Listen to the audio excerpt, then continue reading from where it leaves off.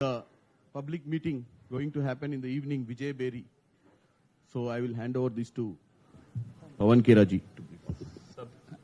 Everybody settled? We can start?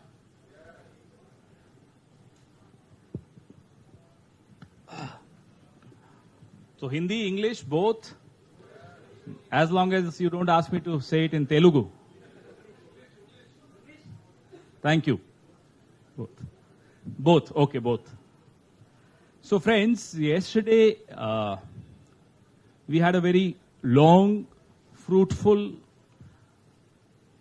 round of deliberations at the CWC. I would like to share with you some of the highlights which we did not share with you yesterday because of paucity of time, and some developments happened after we briefed you yesterday in the evening. The history of Women's Reservation Bill is a very, very interesting history. Goes back to 1989 when our late Prime Minister Rajiv Gandhi ji ensured that there is 1/3 reservation in elected local bodies for women. That was in 1989. There was an attempt made to pass the Women's Reservation Bill. It got passed in Lok Sabha, fell in Rajya Sabha because the then opposition did not cooperate. Then in 1993, a bill for women's reservation to Lok Sabha and Vidhan Sabhas was passed. Again, it fell in another house. Then Dr. Manmohan Singh, when he became the Prime Minister, this particular bill got passed in the Rajya Sabha and it's still alive. So we in the CWC demanded yesterday that the said bill for women's reservation should be passed in the forthcoming special session of the Parliament. महिला आरक्षण 1989 में जब राजीव जी प्रधानमंत्री थे, तब स्थानीय निकायों के चुनाव में उन्होंने 1/3 आरक्षण महिलाओं के लिए सुनिश्चित किया था। तत्पश्चात कांग्रेस की सरकारों ने लगातार प्रयास किया कि महिला आरक्षण का बिल पास हो, कानून बने, लोकसभा एवं विधानसभाओं के लिए भी 1/3 आरक्षण के लिए। अलग अलग सरकारें, राजीव जी की सरकार, नरसिम्हा राव जी की सरकार, फिर डॉक्टर मनमोहन सिंह जी की सरकार, अलग अलग सरकारों ने अलग अलग समय पर अपनी हैसियत के अनुसार उसको पास कराने की प्रयास किया। कभी राज्यसभा में पास होता था, लोकसभा में नहीं होता था, कभी लोकसभा में होता था, राज्यसभा में गिर जाता था। डॉक्टर मनमोहन सिंह की सरकार के वक्त जो ये बिल आया वो आज तक जीवित है, राज्यसभा में पास हुआ है। हमारी कल सीडब्ल्यूसी कांग्रेस कार्य समिति की जो बैठक में रेजोल्यूशन पास हुई, प्रस्ताव पारित हुआ, उसमें यह मांग की गई है कि ये जो आने वाला विशेष सत्र है उसमें महिला आरक्षण के उस बिल को पास किया जाए, पारित किया जाए। ये बहुत महत्वपूर्ण है, ऐतिहासिक है। आपको ज्ञान है कि पूर्व कांग्रेस अध्यक्षा श्रीमती सोनिया गांधी ने पत्र भी लिखा था, प्रधानमंत्री को पत्र लिखा था। हम फिर से उस मांग को इस प्रस्ताव के जरिए दोहराते हैं। कल एक बहुत गहराई से श्री राहुल गांधी ने अपने वक्तव्य में एक किस्सा सुनाया, और वो किस्सा ऐसा रोचक तो था ही, हम सबके लिए आंखें खोल देने वाला किस्सा था, हम सबको एक तरह से प्रेरणा देता हो ऐसा किस्सा था।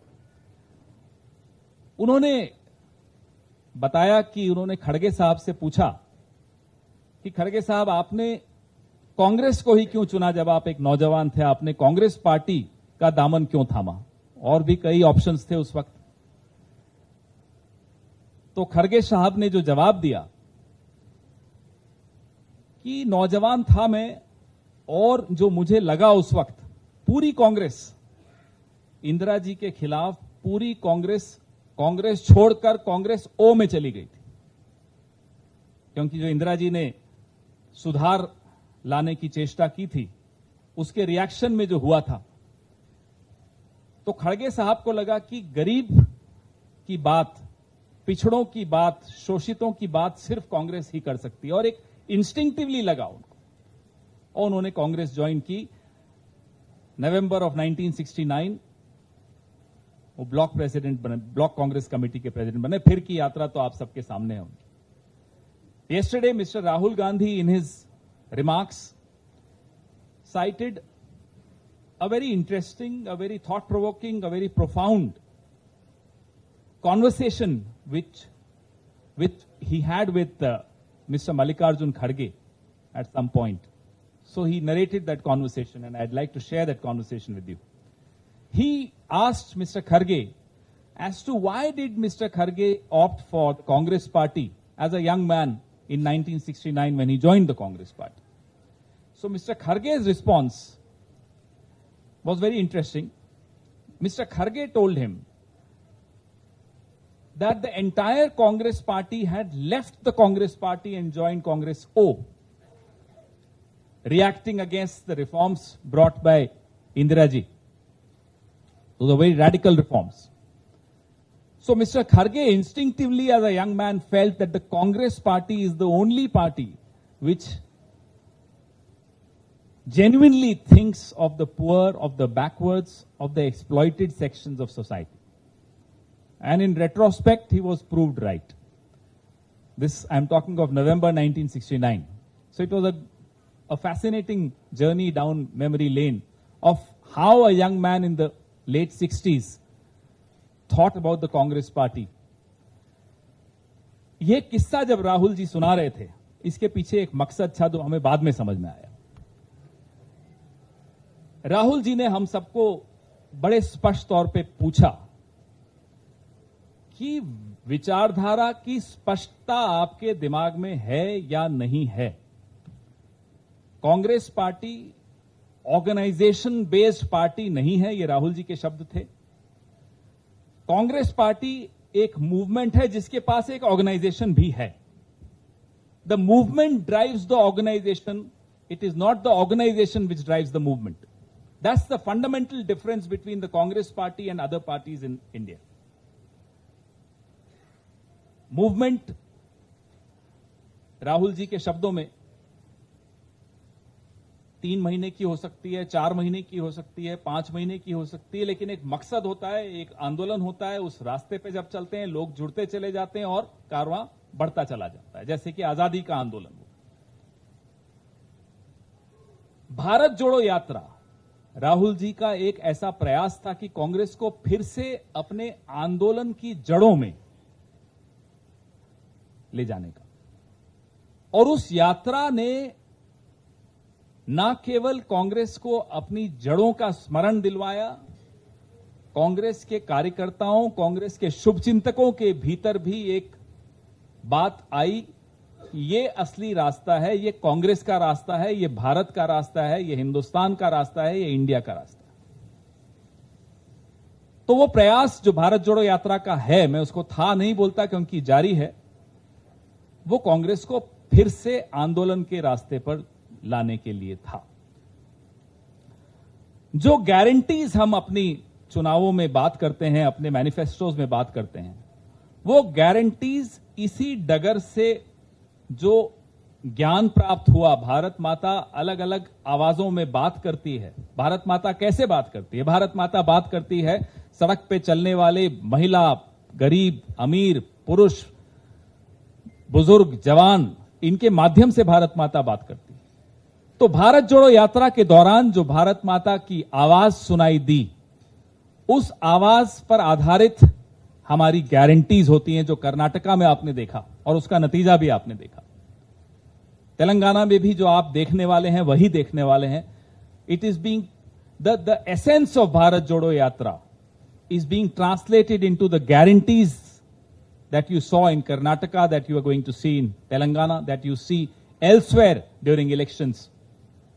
Because Bharat Jodo Yatra, in essence, helped us discover the roots of a movement within the Congress. Congress is a movement. That's what Mr. Rahul Gandhi tried to remind all of us. And he laid specific stress on the need to have a ideological clarity.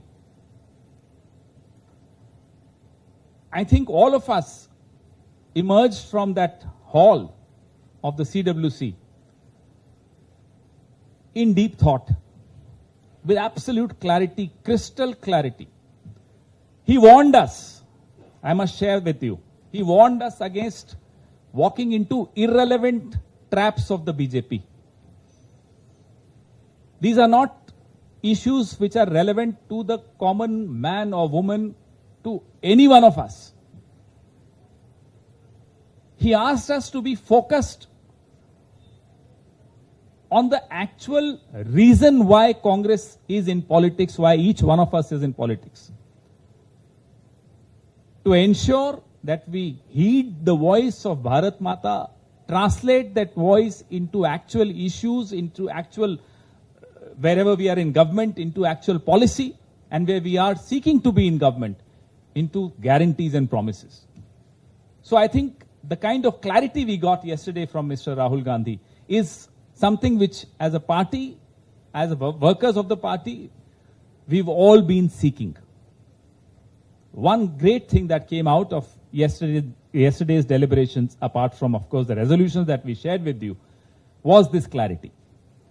So I thought you deserve to know this, and it's our duty to share this, something very important that happened in the CWC hall yesterday with all of you.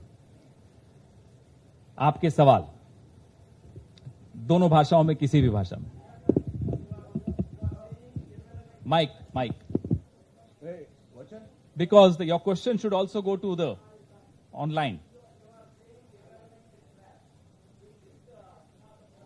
I don't want to get into X issue, Y issue, Z issue. Yesterday there was a new issue that the Prime Minister has overtaken Rishi Sunak in popularity. How is it relevant? Tell me. So there are different traps.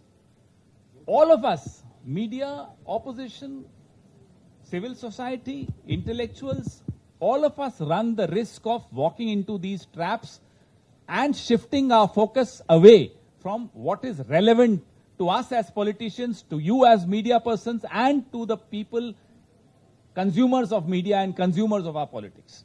For all of us. That's an issue which we have dealt with. Why do you want to keep going back to irrelevant issues? I don't understand.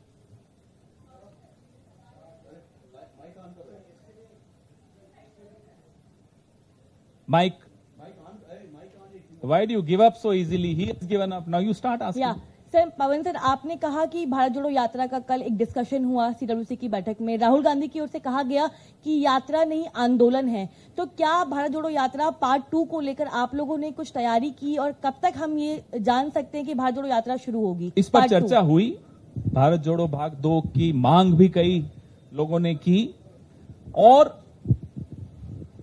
जो अंतिम निर्णय है, होगी, कब होगी, क्या होगा, उसका प्रारूप, यह सब निर्णय कांग्रेस अध्यक्ष जब हमें अनुमति देंगे, जो दिशा निर्देश वो हमें देंगे, उस दिशा निर्देश का हम सब पालन करेंगे. Yes, it is an attack, as we told you yesterday, on the federal character of India. I'll give you a very small example, which is a very relevant example to the kind of party which is in power in Delhi at the center. They love making tons and tons of money, and then they love spending that money to buy MLAs and overthrow elected governments. Let's give you an example. Tomorrow, if they overthrow an elected government of the opposition in a state, and for some reason they are unable to form a new government, and there is president's rule, should that state wait for 4 years, 5 years and wait for elections, because the elections will be held with the Lok Sabha election? Is that fair on that state? Is that fair on democratic principles of that state? I'm just giving you one example, which is from the rule book of Mr. Amit Shah, not from our rule book. There is a federal characteristic which we are all very proud of in this country. Why is the government of India, the ruling party, bent upon undermining that federal characteristic of India? Sanjeev Trivedi news 24 से Closer to your mouth. आरक्षण की सीमा को बढ़ाने की जो मांग है वो बहुत से दल बहुत पहले से कर रहे हैं, खासतौर पर जो आपके इंडिया ब्लॉक में सहयोगी हैं। तो क्या आप लोगों ने ये जो कल फैसला लिया है उन्हीं पार्टियों की मांग और दबाव के मद्देनजर लिया है, और क्या आने वाले दिनों में 1993 का जो इंदिरा साहनी जजमेंट है उसके द्वारा लगाए गए 50% के सीलिंग को बढ़ाने के लिए आप कानूनी रूप से भी प्रयास करेंगे? अप्रैल 2023 कोलार में राहुल गांधी जी ने एक भाषण दिया जातिगत जनगणना को लेकर, जिसकी जितनी संख्या उतनी उसकी भागीदारी, ये तमाम चर्चा उन्होंने उस भाषण में की थी। कांग्रेस पार्टी लगातार इस बाबत मांग भी करती आई है, चर्चा भी करती आई है और चर्चा चल रही है। इस पर आपको हम समय समय पर अपना निष्कर्ष, अपने निर्णय साझा करते हैं। So I'm Sahil from ANI. You did touch upon the aspect of the Chinese aggression yesterday in the press conference as well. Himanta Biswa Sarma has attacked Congress and said that they have taken notice of this tweet which was there. And he said the Congress has given up northeast portion to China itself, and it is quite anti-national according to them. How do you respond to that? Sarma doesn't realize his own party's maps give up large tracts of land, not just on the map. His government at the center has given up actual tracts of land to China. And not just did they give up the land, along with the land went a certificate. Clean chit certificate. Nobody has entered our land. Meaning what? Where the Chinese stand today is their land. That's what essentially the Prime Minister has gone and done. The greatest, I repeat, the greatest damage to India's borders have been done, to our geographical integrity has been done by Narendra Modi. That's a damage for which I don't think any single Indian would ever forgive him for. He has,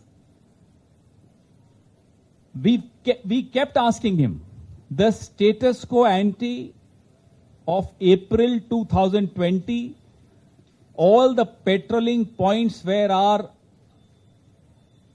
Jawans were patrolling freely, are they able to patrol on the same points anymore? No response. There have been more than 18 rounds of talks between India and China, different levels. Why are we having those talks if all is well?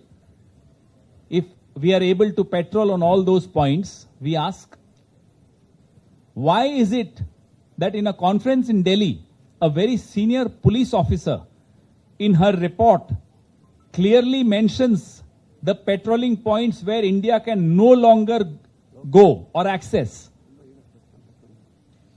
All these are questions which demand answers from none other than the Prime Minister himself, because he is the one who went and gave that clean chit to China.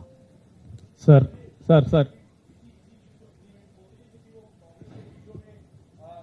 अरे video में कोई गलत आया वो छोड़िए, जो जमीन असल में इन्होंने चीन को दे दी, हम उस पर सवाल उठा रहे हैं।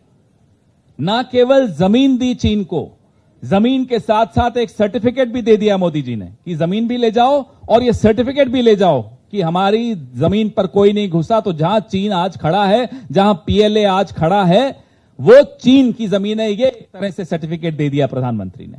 इससे ज्यादा नुकसान इस देश का, भौगोलिक नुकसान, स्ट्रेटेजिक नुकसान किसी और सरकार में नहीं हुआ जितना नरेंद्र मोदी जी ने अपने जुबान से नुकसान किया है इस देश का।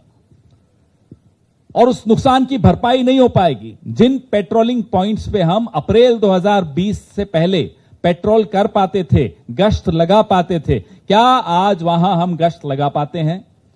18 राउंड्स वार्ता के हो चुके हैं चीन और भारत के बीच में, इन्हीं डिस्प्यूट्स को लेकर, इन्हीं मुद्दों को लेकर। तो जब प्रधानमंत्री कहते हैं कोई डिस्प्यूट ही नहीं है, तो ये वार्ता क्यों चल रही है? क्यों हमारे 20 से 24 जवान उस वक्त शहीद हुए थे? क्या कहना चाहते हो आप कि वो चीन की जमीन में जाकर शहीद हुए थे? वो अपनी जमीन की रक्षा करते हुए शहीद हुए थे। इनको पहली शर्म आनी चाहिए क्लीन चिट देते हुए, दूसरी शर्म आनी चाहिए फौज का अपमान करते हुए, उनकी शहादत का अपमान करते हुए। लगातार हम देख रहे हैं कि ये हमारी सेना की शहादत का अपमान करते हैं।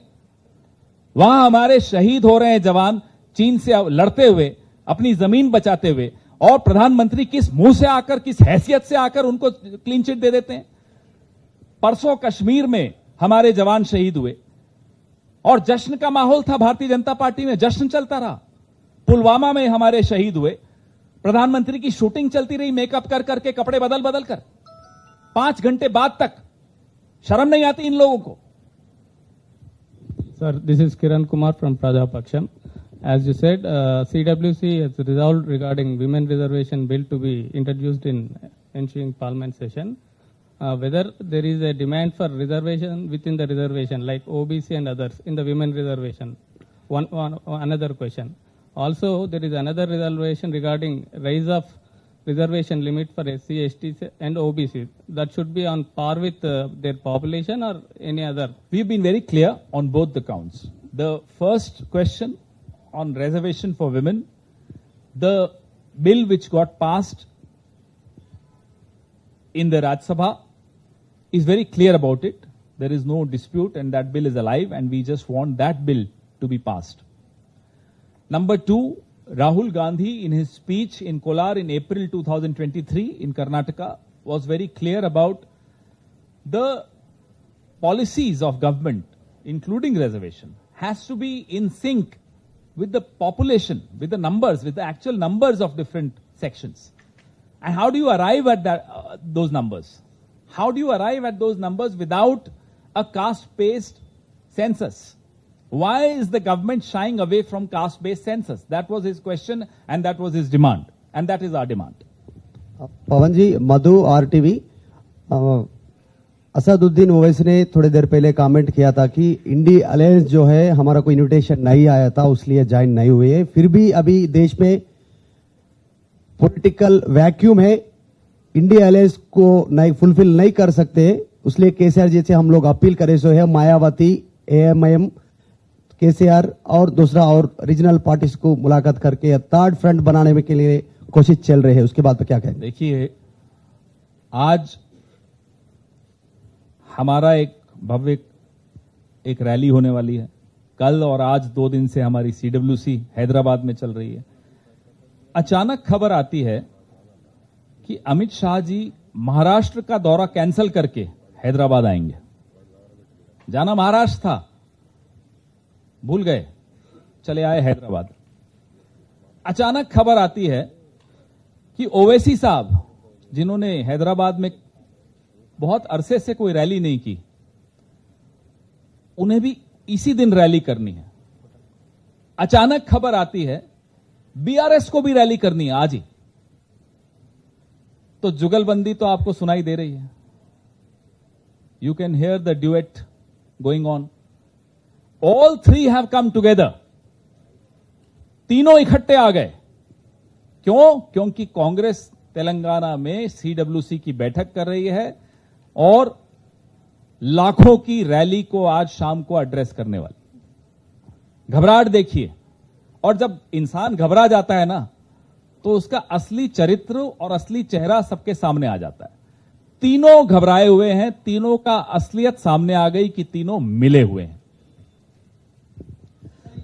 हिमंत बिश्वा शर्मा एक कमेंट किया था कि भारत जोड़ो यात्रा अभी 2.0 स्टार्ट होने वाले, उसके लिए चर्चा चल रही है, उसके प्लानिंग चल रहा है। उसके ऊपर ये कहा कि उन्होंने राहुल गांधी जी प्रधानमंत्री बनने के लिए भारत देश में नहीं और मून सन के लिए ट्रैवल करना पड़ेगा बोल के। उसके बाद क्या?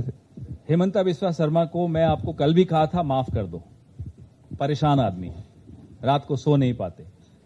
सुना कल रात को उनके स्टाफ ने उनको 3 नींद की गोलियां दी, फिर भी नींद नहीं आई। अब उस आदमी की नींद उड़ी हुई है, तो वो होशो हवाश में तो बात नहीं कर रहे होंगे। आप 2 दिन नहीं सोओगे, 3 दिन नहीं सोओगे, आप चौथे दिन दिमाग का इस्तेमाल नहीं कर पाओगे, अच्छी तरह बात नहीं कर पाओगे। तो हेमंता बिस्वा शर्मा जिस दौर से गुजर रहे हैं, हमारी शुभकामनाएं उनके साथ हैं। Our sympathies are with mister Himanta Biswa Sarma. अचानक जब इतने खुलासे हो जाते हैं, इतने कांड सामने आ जाते हैं, इतने घोटाले सामने आ जाते हैं, तो जाहिर सी बात है नींद उड़ी हुई होगी। पवन जी, खुर्शीद रब्बानी, मुंसिफ टीवी से।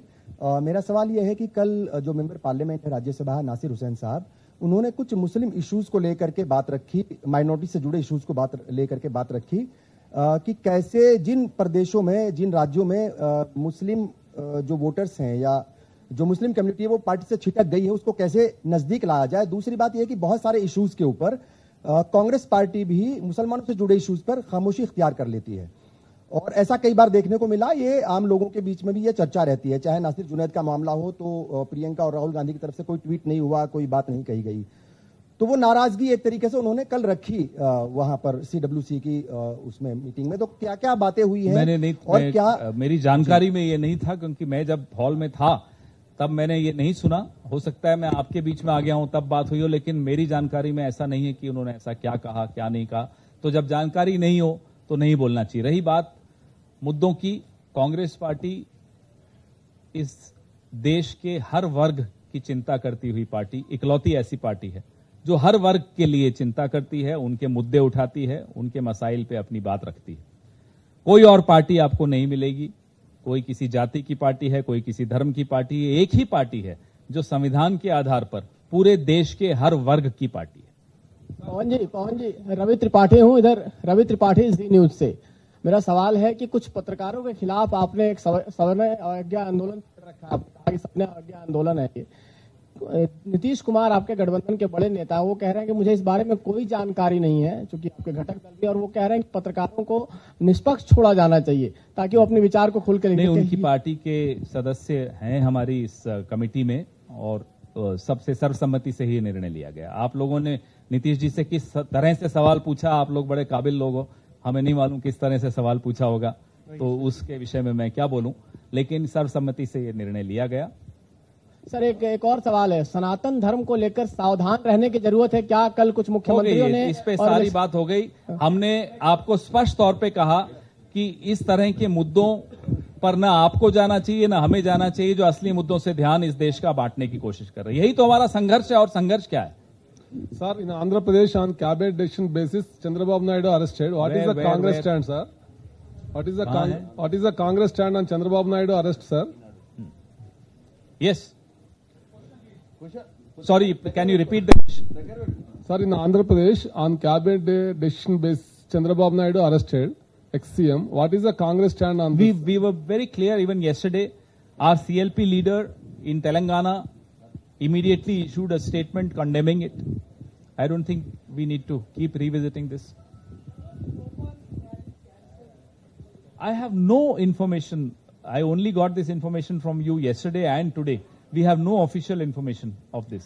Sir, you just mentioned about Rahul Gandhi's message. Can you also shed some light on Sonia Gandhi's words or opinion? I think yesterday my colleague Mr. Vineet Punya has released that. You've released some parts? We'll be releasing all the excerpts of important speeches shortly.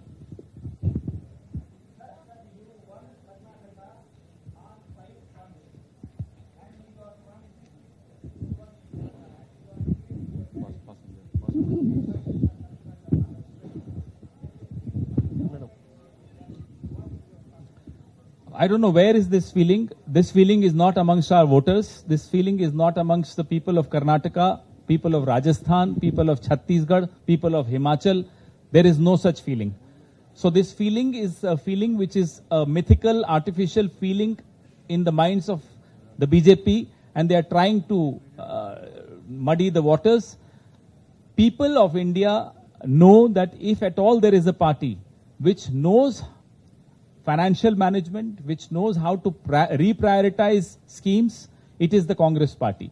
And the people of Rajasthan, Madhya Pradesh, Chhattisgarh, Karnataka Himachal are aware that if the Congress party says something, they can close their eyes and be assured that that will be done. It will be delivered. Sir, from here. Here, sir. Niyamika from Times. Sir. Tell me. Sir, a video is getting viral on social media in which the Karnataka Chief Minister Siddaramaiah clearly being seen refusing to put a tilak on his forehead, and for that matter BJP is attacking the Congress. They are saying that first Mamata Banerjee did that and now Siddaramaiah has... How is it relevant to the unemployed youth of this country?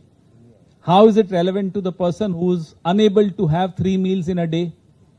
How is it relevant to the person who's struggling to get free rice because the government of India, the Food Corporation of India has been instructed by Modi ji not to give that rice to Karnataka? Tell me, how is it relevant? Now, this is the trap which we keep talking about. And you keep proving me right. You keep proving Rahul Gandhi right. This is exactly the trap which the BJP wants the media and the opposition to get into. Discuss irrelevant issues, whether Siddaramaiah ji allowed his forehead to be have tika or not. What is this? Tell me, is it relevant to times now? Or is it only relevant to times now? I don't understand. Ask anyone sitting here, how is it relevant? How is it relevant to the person seeking old pension? How is it relevant to my unemployed brothers and sisters of this country? Why are we walking into these traps? I don't understand. And we, with our eyes open, please let's not walk into the traps laid by a party which is against solving problems of the unemployed youth of this country, which cannot do anything to remove poverty in this country, which cannot reduce the prices of cylinder in this country. Kheda साहब, एक सवाल है। हैदराबाद के सांसद Asaduddin Owaisi, MIM के chief Asaduddin Owaisi ने कहा है, जो आप लोगों की इंडिया अलायंस है उसको बोला है कि कुछ इंटेलेक्चुअल चौधरीज का ग्रुप है और कई सेकुलर फोर्सेज हैं, लाइक मायावती जी और कई लोगों का नाम लिया कि वो इंडिया में नहीं है, इंडिया अलायंस में नहीं है। तो उन्होंने तेलंगाना के सीएम से अनुरोध किया है कि एक थर्ड फ्रंट पे पहल करें और उसका नेतृत्व करें। इस पर आपको क्या कहना है? अभी इसका मैंने अंग्रेजी में तो जवाब दिया था, हिंदी में भी दे देता हूं। जिन चौधरी साहब की आप बात कर रहे हैं, स्वयंभू चौधरी साहब की, इन्होंने कई अरसे से हैदराबाद में रैली नहीं की। इनके एक साथी भी हैं, छुपे हुए साथी हैं, जिनके बारे में हमें तो मालूम है इनका रिश्ता क्या है, शायद आपको भी मालूम है, अब देश को भी मालूम पड़ गया। उनका नाम है अमित शाह, अपने आप को चाणक्य कहते हैं। अमित शाह महाराष्ट्र जाने वाले थे एक कार्यक्रम में। उन्हें मालूम पड़ा कि तेलंगाना में कांग्रेस का एक भव्य आयोजन हो रहा है और सफल आयोजन हो रहा है और भीड़ जुट रही है, रैली की तैयारियां हो रही हैं, लोग दूर दूर से आना चाहते हैं उस रैली में सोनिया जी को सुनने, खड़गे जी को सुनने, राहुल जी को सुनने। महाराष्ट्र का दौरा रद्द, चले आए हैदराबाद, तेलंगाना। और ये जिन चौधरी साहब की आपने बात की, बहुत सालों बाद बोले अब रैली करूंगा हैदराबाद। इनका एक और रिश्तेदार है, वो भी छुपा हुआ रिश्ता है, वो है बीआरएस। ये ए बी सी अलग अलग एक दूसरे की मदद करते रहते हैं। अब जब ये घबरा गए तो इनकी असलियत, इनके रिश्ते की असलियत सबके सामने आ गई। ए बी सी सब मिल गए, सब मिलकर इस डर के मारे, इस घबराहट की मारे कि कांग्रेस हावी हो गई तेलंगाना में, सब जगह कांग्रेस ही कांग्रेस, तिरंगा ही तिरंगा दिख रहा है, तीनों इकट्ठे होकर अलग अलग जगह पर कार्यक्रम कर रहे हैं ताकि ध्यान बंटे। ऐसे व्यक्ति के बारे में क्या मैं जवाब दूं जो एक जुगलबंदी का हिस्सा है? राग दरबारी चल रही है तीनों जगह। अब उस राग दरबारी में हमारा क्या मतलब? हम अपनी राग पे चल रहे हैं। कांग्रेस पार्टी की आवाज सुनने के लिए तेलंगाना की जनता आज शाम के लिए बेताब है। Pawan ji, yeah, Ashish this side. Last. Since you have mentioned that all these three parties, BRS, Congress, BRS, BJP, and MIM. They have a secret alliance, secret pact. So you are announcing in Telangana, in any situation, pre-poll, post-poll, you will never ally with MIM, or that time, if numbers requires, you can approach MIM. You said VRS. VRS is voluntary retirement. BRS. Oh, I thought BRS has changed its name again to VRS.